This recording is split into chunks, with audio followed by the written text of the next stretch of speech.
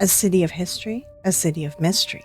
Every year, almost 20 million tourists come to visit this beautiful city for its rich heritage and diverse backgrounds, but also for its paranormal stories. The paranormal and spiritual side of New Orleans is big money over there. But how did it become one of the top paranormal attraction cities in the United States? Today, let's dive into the history of the paranormal of New Orleans. So in today's episode, I'm going to talk a little bit about the founding of New Orleans. Then we're going to talk a good part of the African American side of it as well, because that really brought in a lot of the voodoo stuff. And then we're going to get a little bit into the violence that New Orleans has experienced, the crimes, the riots, and so forth. All of these events and all of these things have led to the paranormal side of New Orleans as it stands today. And we'll talk a little bit more about that. The vampires, the voodoo practices, the haunted locations, and how New Orleans has become like one of the number one tourist attractions for people who are interested in the paranormal. Let's dive right into it.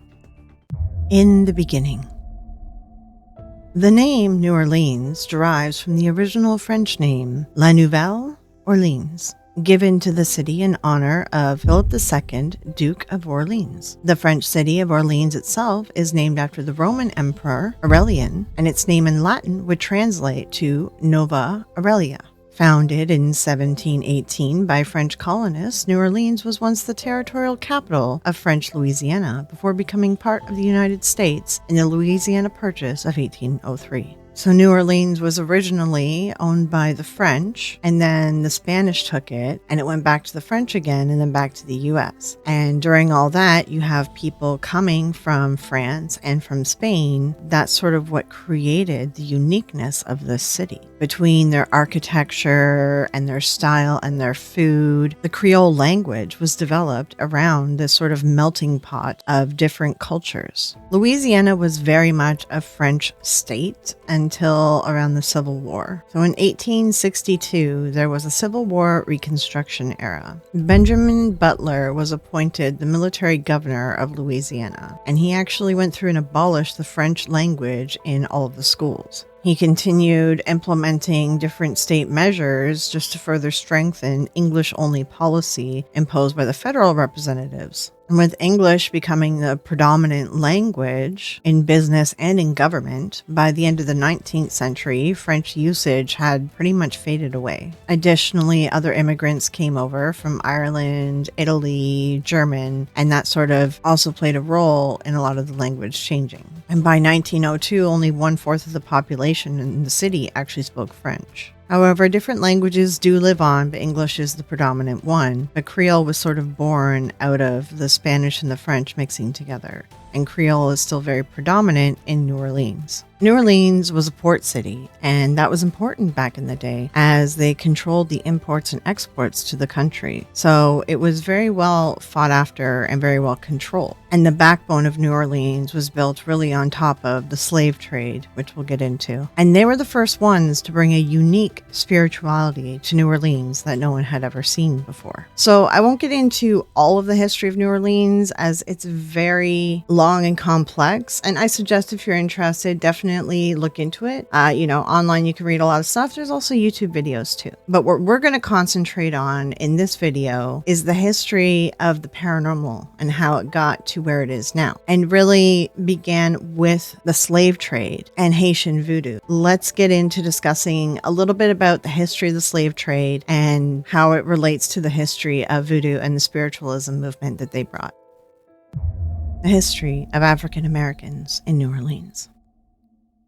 When New Orleans was first founded in the 1700s, they of course fought with the Aboriginals, as most of North American history, we all know this. And New Orleans especially was nasty with the local tribe that was there. And because they were a French settlement, they only had a limited amount of people. So the land that they actually captured was even larger than France, and they needed some way to be able to work the land. And this was their pressing issue. So the French colonists turned to African slaves to make their investments profitable. And thus began the transatlantic slave trade in 1710, when they began importing enslaved Africans into the colony. As the African slaves came into the colony, they were still practicing some of their old practices of voodoo and vaudun, and their white owners were scared that they were going to be cursed or something of that nature. So they would hurt their slaves to make them stop practicing. But eventually, fear turned in 1724 to Louisiana, institutionalizing laws governing slavery within the colony. The biggest thing that they wanted to nip in the bud was religion. So they required all the slaves to be baptized in the Roman Catholic faith, and they required them to be married in the church as well. And also back then, in New Orleans, to live there, you were actually required to be a Catholic, and this is where a lot of this really started. And eventually, the Code Noir was made, which was a bunch of rules around the slaves, and that actually bled into the rest of the American South, and people adopted a lot of the stuff that they were coming up with.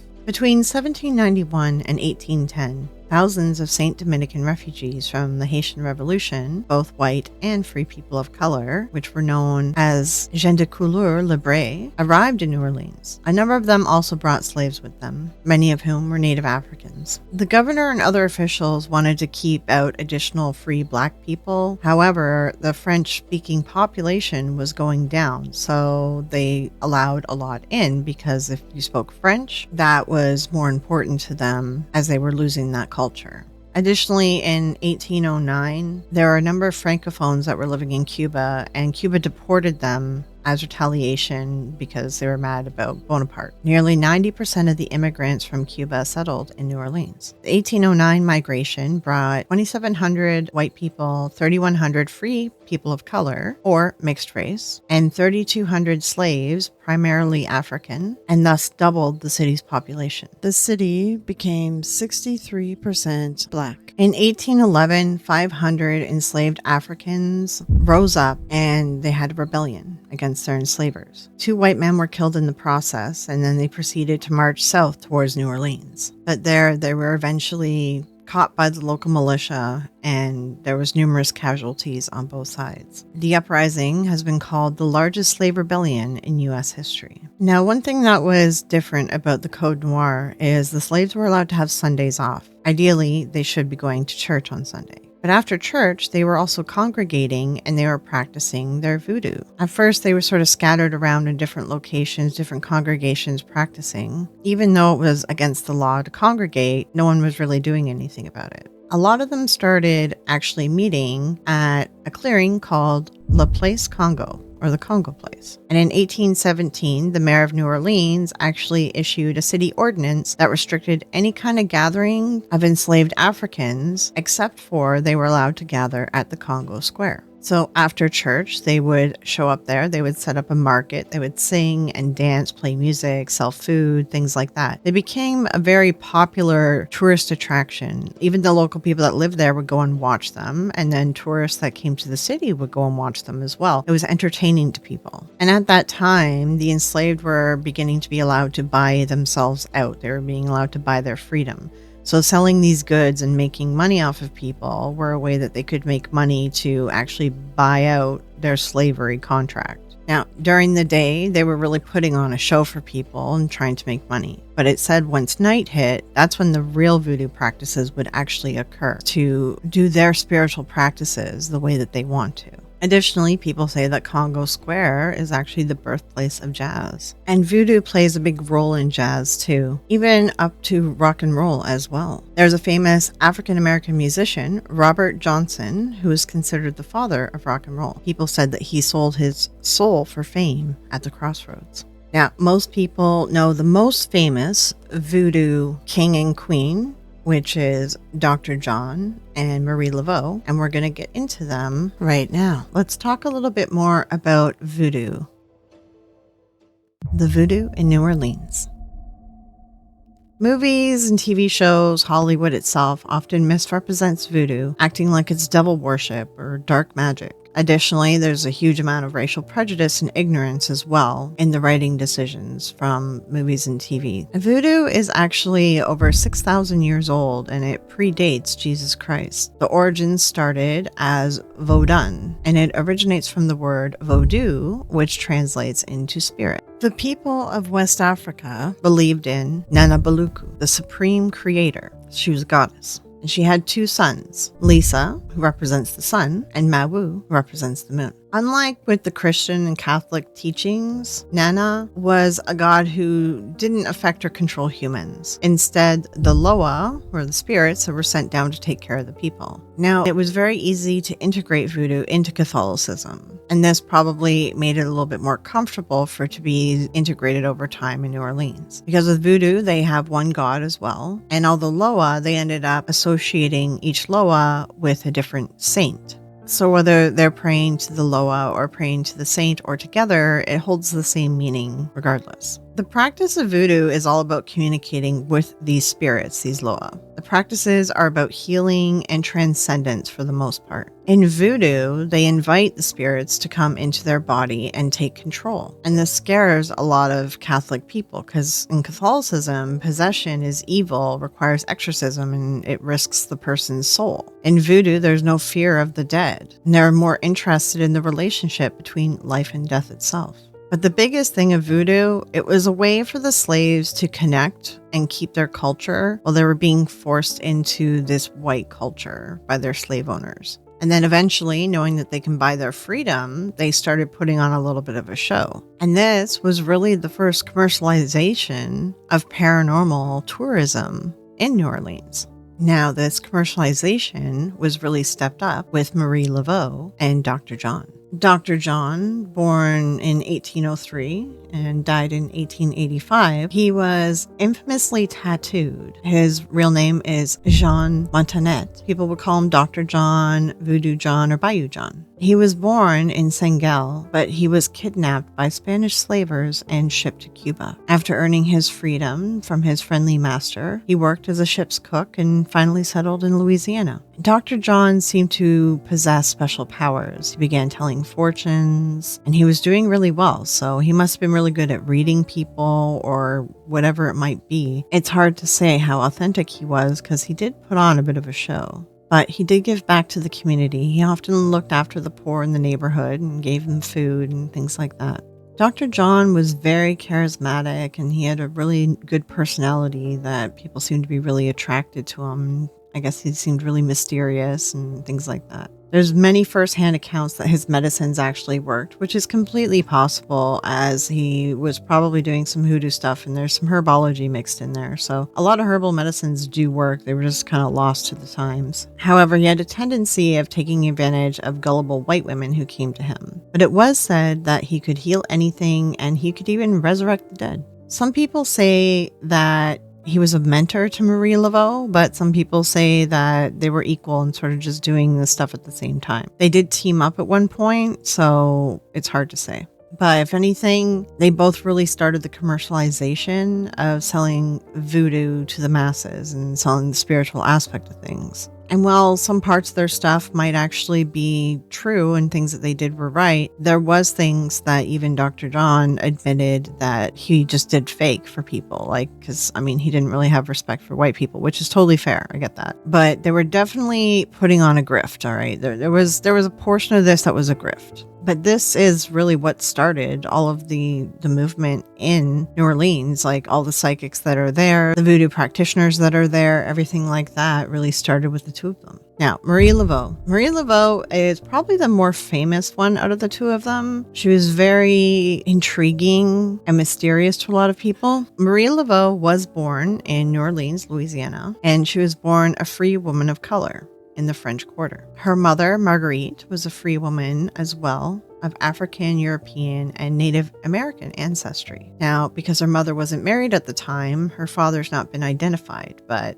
there's different rumors as to who her father might be. There's a rumor that her father might be Charles Laveau, who was the son of a very powerful political leader back then. Now, Laveau was very good at what she did, and she actually popularized or, made certain things more prevalent in the voodoo industry. The voodoo doll developed bad connotations over the years. It originally was designed to be, you would have a doll, you'd make a doll like maybe of yourself, right? And let's say you're having like pain in your leg. So you make the doll and then you put the pin in the leg of the doll to help relieve your pain. But somewhere along the lines, it got turned into these pins hurt the people that you make the doll of. And it's said that Marie Laveau was making these sort of like voodoo dolls as hex dolls as well, right? So she kind of turned them into a darker side and it kind of took off in Hollywood. She seemed to make the idea of a voodoo doll a more evil connotation.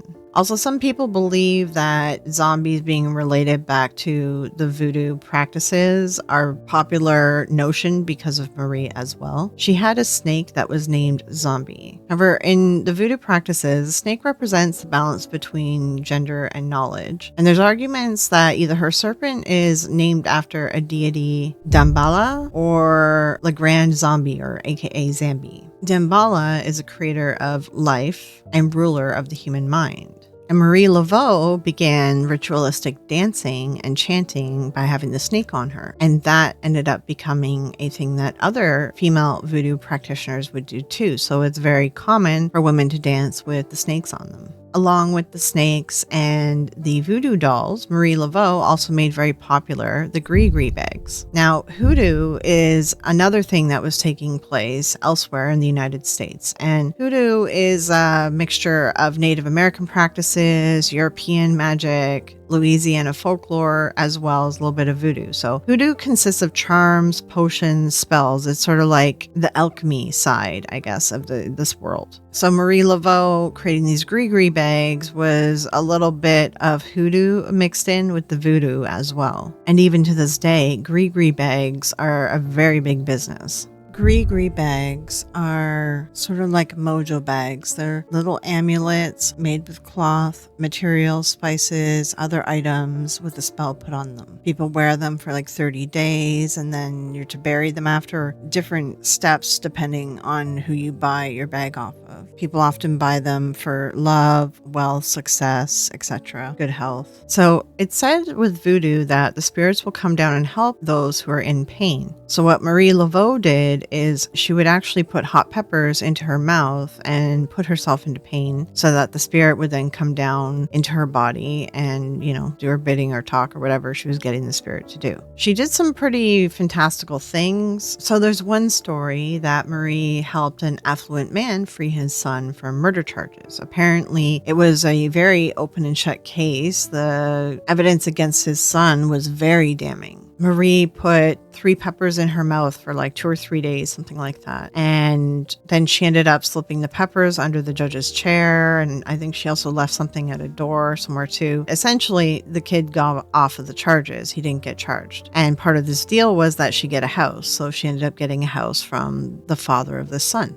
Now, Marie was also running a beauty parlor as well. And at the beauty parlor and probably listening in on conversations or asking people about things, and then she would do readings for multiple people, like she knew a lot of information. And she started developing a lot of political connections as well. So a lot of people theorize that a lot of the things that she was able to accomplish were maybe because of blackmail, maybe because she knew things about people already.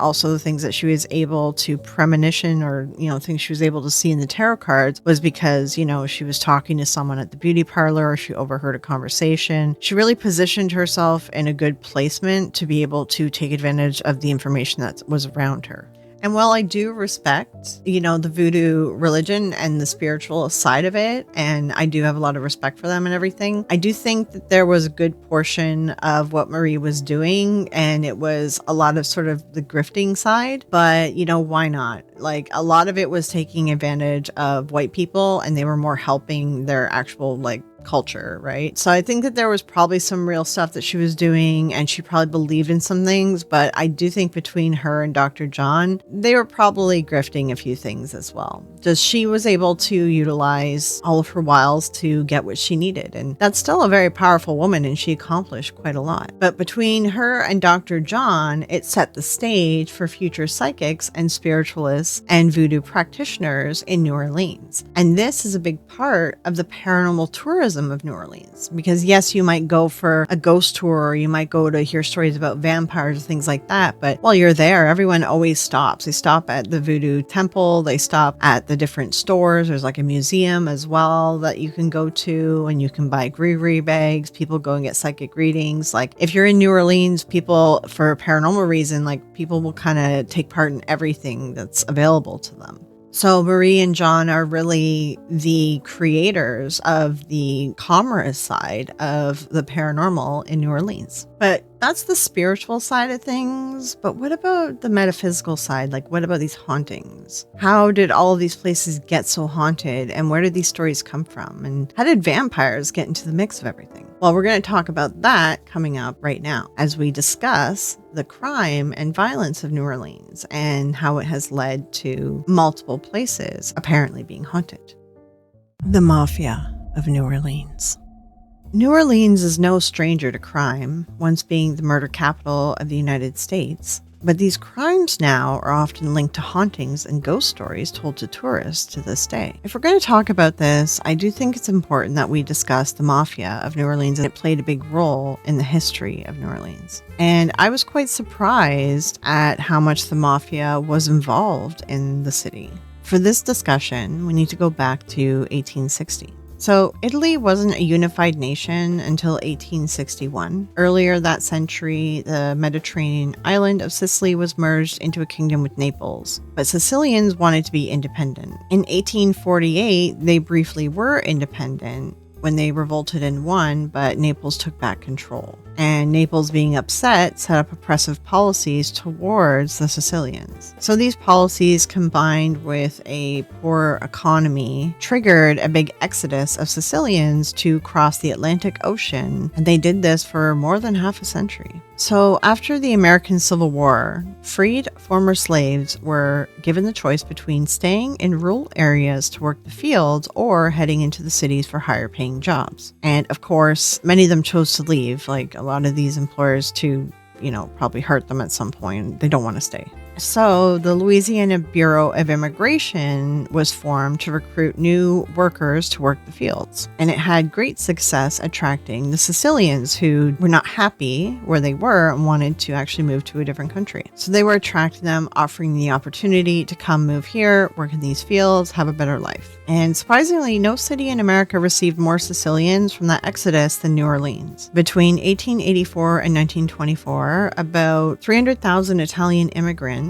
mainly from Sicily, arrived into New Orleans. And that's what sort of started the huge influx of Italians. And I bring this up because there ends up being some racially motivated hate towards Italians that come into play shortly, as I'm just going to tell you a bit of the story of how some mafia families ended up in New Orleans and ended up actually getting quite a lot of control and power of the city. It all began with Raffaele Agnello. Raffaele arrived in New Orleans earlier than most other mafios. He was there in 1860. Coming from Palermo in Sicily, he was already a mafioso before leaving his homeland. During the Civil War, Confederate forces and local police abandoned New Orleans. So they started up the European Brigade. The European Brigade was a group of immigrants who were tasked by the mayor to keep order in the city. Raffaele was a leader in the brigade, and it helped him consolidate Italian power in New Orleans' first mafia. This earned him the nickname Zoo, or Uncle. Raffaele and his brother Joseph Peppino gained more strength as more Sicilians were flooding the city. They controlled the Italian dock workers, they skimmed money from the different trades, the fruit trades, anything that the workers handled, they skimmed money off the top. Eventually, this attracted the attention of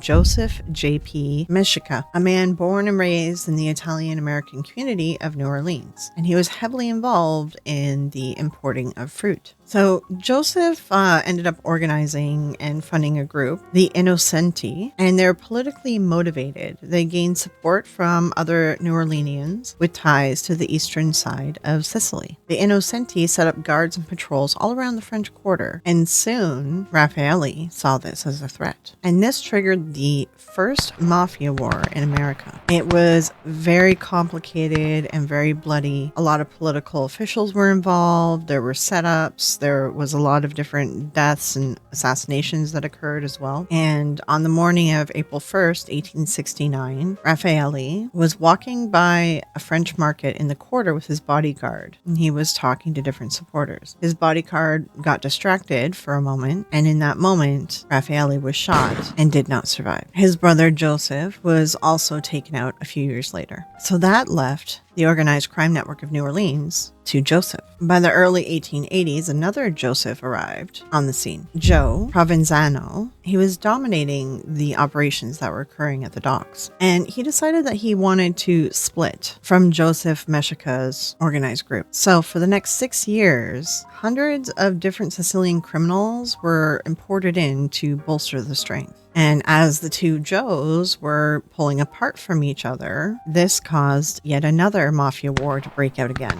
in 1888. All of this shady business that was going on and these wars that were trickling into the street were really upsetting the non-Italian residents, and people were beginning to get very angry with these Italians that have come in and, essentially turn their city into a violent city. As far back as 1869, the New Orleans Times wrote how parts of the city were overrun with well-known and notorious Sicilian murderers, counterfeiters, and burglars who in the last month have formed a sort of general co-partnership or stock company for the plunder and disturbance of the city. So, these different mafioso families were kind of ruining it for other Italians that might be in the area as well. So what did New Orleans do? Well, in 1891, in an effort to clean up the streets, a new police chief showed up, David Hennessy. He was only 29 years old, but he had a history of fighting organized crime and capturing the notorious Giuseppe Vincenzo Rebello Esposito, who was wanted in Italy for, among other things, kidnapping a tourist and doing some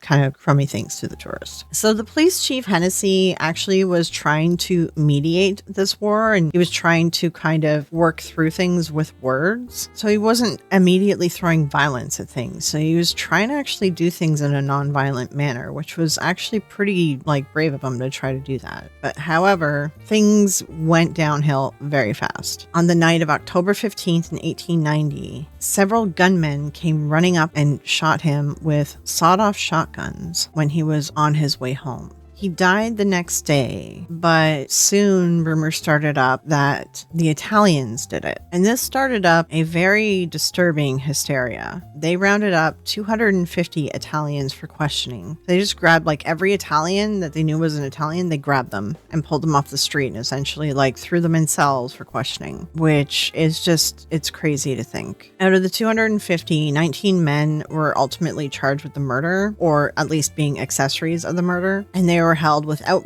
bail in the prison. Now, a court case then ensued, but unfortunately none of the men were found guilty. There just wasn't enough evidence to prove that these were the guys that did it. But that angered the city, and a mob of thousands of people stormed the prison. 11 of the 19 men were lynched or shot, while the others were able to hide. A lot of people say that this is the largest single mass lynching in the U.S. history. Now, the prison that took place at, what stands there now is the Mahalia Jackson Theater. So if you're going for ghost hunting or whatever, if you can get inside there, I haven't actually looked to see if that's an option, but it might be haunted because of the stuff that happened. There were actual national repercussions to this whole incident. The Italian government actually demanded that the lynch mob be brought to justice, and the government also demanded reparations be paid to the dead men's families. The U.S. declined to prosecute the mob leaders murders, mainly because there was no way that they could figure it out because it was thousands of people. 11 people died, and it's really hard to pinpoint who it was. But that really made Italy very angry, and they cut off diplomatic relations with the United States, and they started talking about declaring war on the United States. For over a year, the United States and Italy were at an impasse, sort of, I guess, in like a Cold War kind of thing. But to ease tensions, President Benjamin Harrison declared the first nationwide celebration of Columbus Day in 1892, because Columbus was, Italian. And because of this Italian explorer, he found the New World that they're all living in now. That didn't really appease the Italian government. Like, it was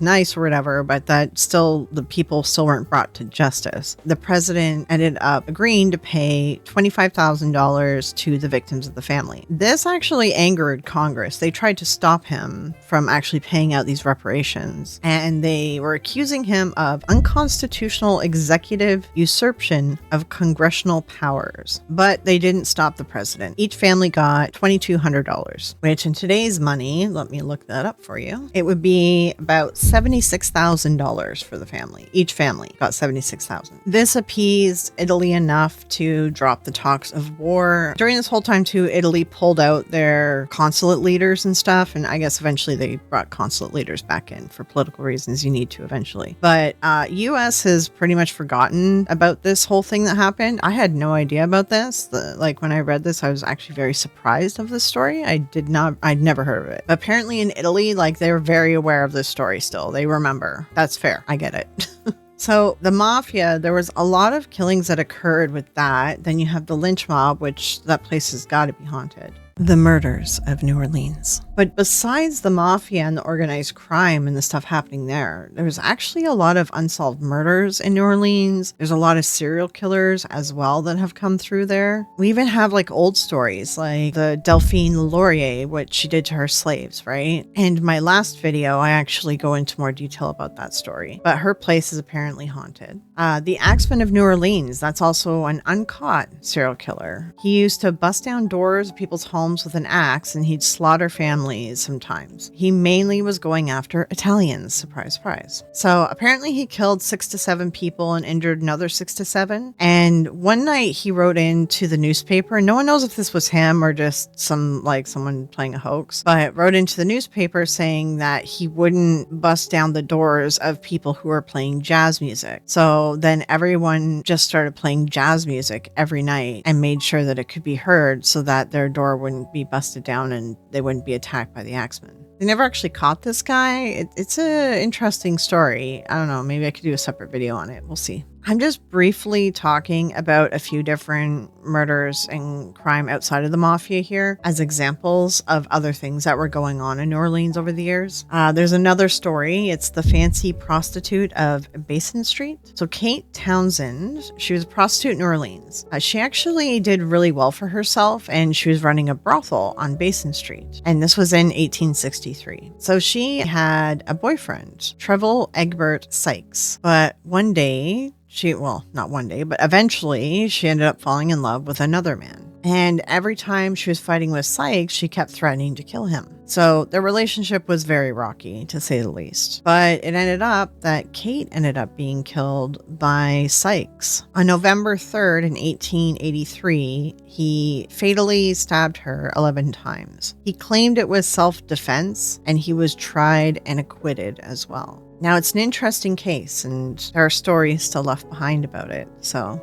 possibly another haunted location. There's a lot of surprisingly, and sorry, I'm stopping for conjecture every once in a while. There's a lot of surprising, gruesome murders that have happened in New Orleans. So the trunk murders, this was in 1927. In the French Quarter in October 1927, one of the most violent crimes was reported in the city. A wife was leaving her husband for another man, and jealous, he attacked the two of them and cut them up and put them in a trunk.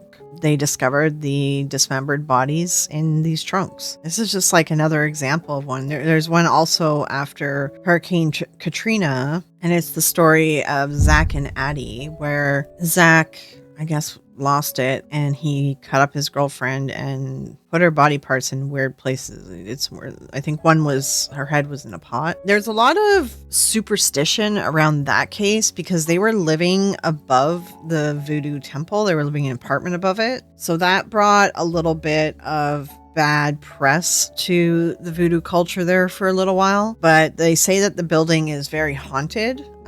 Now it is the Voodoo Museum, and it's said that you can hear a lot of voices and different things like knocking and stuff like that. You can go and do like ghost stuff there. I did watch some videos of the lady that runs the museum. She seems very nice, and they sell like gree bags and other things too. So if you're in New Orleans, I would stop there, even just for, she does like a little bit of a history of voodoo. Like, you know, it's just like a nice museum. And they also try to correct a lot of the misconceptions about voodoo in that museum too. They try to teach people that voodoo is a good thing. It's just a spiritual religion. It's not evil. And then in New Orleans, well, you have the yellow fever. A lot of people died from that too. You have Hurricane Katrina. There's other hurricanes as well that took out people. There was also riots. And then there was the civil wars that happened because there's a lot of fighting over the port too. The whole point I'm trying to make is a lot of these hauntings and haunted locations come from, you know, people who have passed. So between, we have the spiritual practices of voodoo, which also attracted in other things because there is like witches and different other occult practitioners now in New Orleans. It's not just voodoo. Some are a mix as well. Like people can do both. They can do a mix. Like hoodoo was a mix of multiple religions and cultures at one point as well too. So there's a lot of that, and then you have a lot of like deaths that have happened as well in the city, whether by natural disaster or by someone else's hands. So you have a lot of ghost stories and you have a lot of just mysticism in general. And that's led into this whole economy of paranormal tourism that exists in New Orleans. But let's talk a little bit more about that. The commercialization of the paranormal. New Orleans was a very large city and a very strong city in the United States. It was actually nicknamed the Queen of the South. So New Orleans was a very powerful city. It was constantly, like rapidly growing in population size. It was bringing in tons of money as well. But over time, things started to slow down and the city wasn't the big power horse that it was. There was multiple things going on.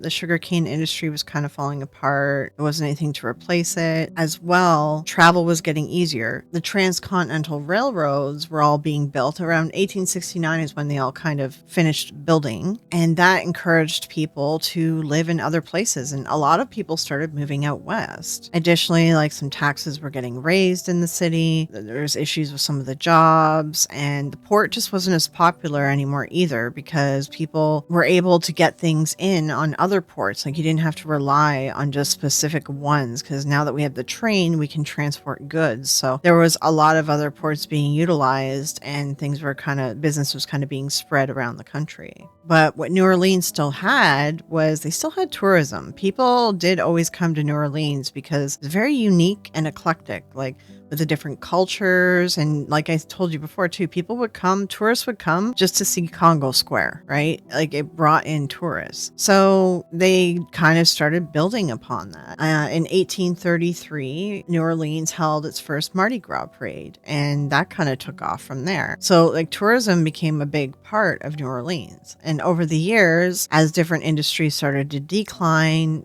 different tourism opportunities kind of popped up. And one of the big parts of tourism in New Orleans is the paranormal side of it. And that's why New Orleans is such a big city for paranormal destination. Now, the city really did start struggling around 1960s to 1970s when the port workers, the union, wouldn't allow newer technology to be used at the port because they were worried that, robots and tech were going to replace their jobs. But what ended up happening is it just made it more expensive for people to use their port, or sometimes just too inconvenient. And thus, people stopped using the New Orleans port. There were other ports nearby that they could just bring their goods to. So they really messed up the little bit of economy that they still had of imports, exports there. the union totally messed it up. Taxes were on the rise too, and things were actually starting to take more of a downturn than ever. And yeah, people were still visiting for a lot of the voodoo and mystical side of the paranormal tourism that was there. But what really started to bolster the paranormal industry was surprisingly vampires, specifically Anne Rice. She actually played a bigger role than she wanted to admit in helping build up this tourism industry when it came to vampires and ghost tours and everything of New Orleans. In 1976, Anne Rice released her first novel in the Vampire Chronicles. And this novel was Interview with the Vampire. Now, before she wrote this, there was already like different folklore and urban legends about vampires or ghosts here and there. It just wasn't as prevalently known, but Anne Rice lived in New Orleans, so she was aware of all the different things and all the stories that were part of the city. And a lot of people believe that she based the Interview with the Vampire character off of Vampire Jock or Vampire Jack. So Vampire Jack, the story of him is he originally was Jacques Saint Germain. He was a legendary vampire originating in the folklore of the 20th century New Orleans. The local legends say that he was originally Count Saint Germain. And Saint Germain moved to New Orleans in 1902 from France, and he earned a reputation for entertaining the aristocrats of New Orleans. He had luxury dinner parties, and he held all these different events and everything, but it said that he never partook in any of the food served. He seemed to have a ton of money and a mysterious background that no one could really trace, so a lot of rumors started up about him in high society. It is said that he was also a womanizer as well, and he got around. But there is a story that one night screams were heard coming from his home after he brought a woman home from the bar. The woman jumped from the second story of his house, telling all the bystanders who were watching that she was attacked by him. And she told everyone that he grabbed her and bit her on the neck.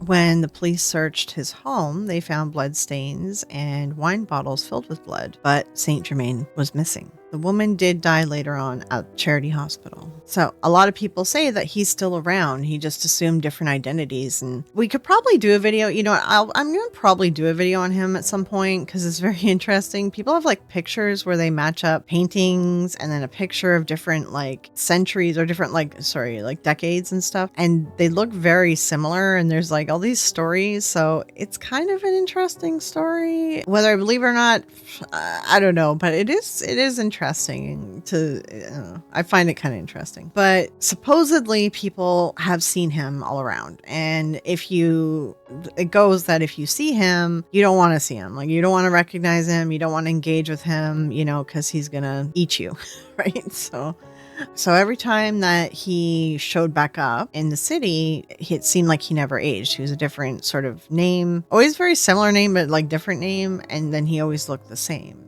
And the place where it's said that he lived, which is on Royal Street, is now a tourist attraction as well. So back in the day with Anne Rice's books, I remember there was a rumor going around that Interview with the Vampire was her interviewing a vampire. She actually interviewed a real vampire, and that's what she wrote her books around. And a lot of people linked it back to this vampire Jack, and they were saying that she was interviewing this vampire. So her book was very popular, but it was when the movie came out that things really took off. In 1994, Interview with the Vampire, the movie, was released, and everyone just fell in love with vampires. They fell in love with New Orleans and the French Quarter and just the stories of Anne Rice. I know everyone was reading her books. It was just very much a big vampire obsession at that point. So we have our voodoo practitioners, we have our psychics already in the city, and now we have all this vampire stuff coming out as well. Now this is really interesting, people. So in 1988, the Lestat fan club started up the Anne Rice Vampire Balls. They are held on October 31st of every year, and often Anne Rice usually made an appearance at these balls. The beginning of Anne Rice's books and the Vampire Balls was the start of the commercialization of vampire tourism within New Orleans. So we have this whole vampire side now of the city, and now people are going back, and there were stories showing up that, oh, this happened in the past, and now people are saying, oh, this must be a vampire attack. So there were stories that weren't really a vampire story or vampire urban legends or lore until that time, when they started linking unsolved things, or even just people, some stories just completely made up. But it started becoming a big part of the New Orleans creep factor for paranormal stuff. And this just further expanded how unique New Orleans was for the paranormal enthusiast. Now, I did a whole episode on vampires, which I will link in a card as well on this video. You can definitely go check that out if you want to watch a little bit more about some vampire history. I go into the history of vampires as a whole, and we do talk about Anne Rice in that as well. Now, I started to do some research because I wanted to figure out when the first ghost tour happened in New Orleans. I couldn't really find like an exact date. I found one ghost tour company that said that they started in 1995, and it's like the only one that I could find the latest date on. And it kind of makes sense, like with the books that came out in 76, the Vampire Ball started in 88, the movie came out in 94, and then people started visiting more for the vampire stuff and with the voodoo and the occult. And then you throw on ghost tours now around 95, or at least in the 90s. It all kind of matches with the timeline. So I think I have a feeling probably the first like ghost tours were in the 90s. There's probably people like doing urban legend talks or something. Like you could probably go visit someone and do some urban legend talks, but I don't know if there was anyone showing people around the city and walking through like, hey, this is the story of what happened here. This is the story of the haunted location. Or like some of the ghost tours, you can actually go inside locations as well, depending on which ghost tour and which location that you're trying to get in. So the one that I found was the Haunted History Tours, and it says that they've been doing it since 1995. They've been walking their customers step by step through the supernatural history of New Orleans through history tours that offer a truly unforgettable experience. So there's so many haunted locations too to go visit, even on these tours. Like you can't necessarily get into every location, but they take you like to each of the places. You see the outside, they tell you the story and so forth. I wouldn't be able to list off every place in New Orleans because there's so many. But for example, with this tour company, they have like a French Quarter, Ghosts and Legends tour. They have a 5-in-1. There's ghosts, vampires, eerie creatures, voodoo, unexplained mysteries. They have the haunted pub crawl. Oh, the cemetery. Oh, there's lots of haunted cemetery stuff. And the cemeteries are gorgeous as well in New Orleans. So I definitely recommend that you do a cemetery tour. They also have true crime tour. They have just a vampire tour. They have a voodoo tour as well. But I did talk in my last video about a couple haunted places. So we know about the LaLaurie Mansion. The St. Louis Cemetery I didn't cover in my last video. That's a very popular haunted location as well. There's the Beauregard Keys House, the Devil's House. There's so many different places. Pretty much with New Orleans, if something happens somewhere, like any sort of death or whatnot, it ends up becoming haunted or something else of that nature. Now here's my question to you.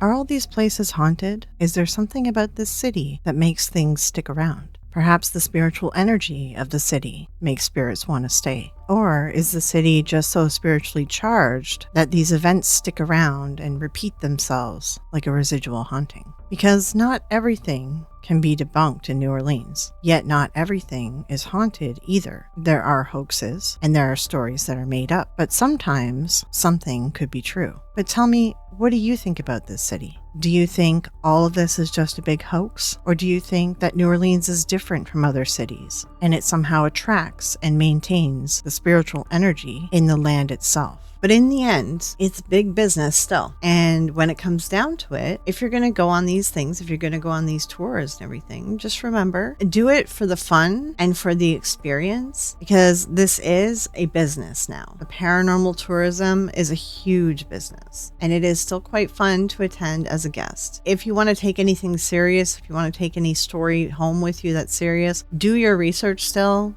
and figure out if it's even a true story, because there's a lot of fake stories as well. This was just maybe one in a few New Orleans videos I'm going to do. New Orleans is so eclectic and I love that city too. I'll probably cover it again in other future videos. So if there's any other topics of New Orleans that you would love to see in future videos, definitely leave it in a comment below. So if you live in New Orleans or if you visited New Orleans, if there's any cool stories that you have, definitely I want to hear them. Put them below too. If you've enjoyed this video, please don't forget to like and subscribe to the channel. I'm trying to grow this channel out more and I want to do more videos because I have some ideas for some other series that I would love to do. Just don't have the time to edit everything on my own. So I'd love to grow this channel out so I can do some more series. Now, if you want to hear about some New Orleans ghost stories that have been exposed, definitely check out my last video. I will link it up here for you guys. But otherwise, I hope that you have a great rest of your day.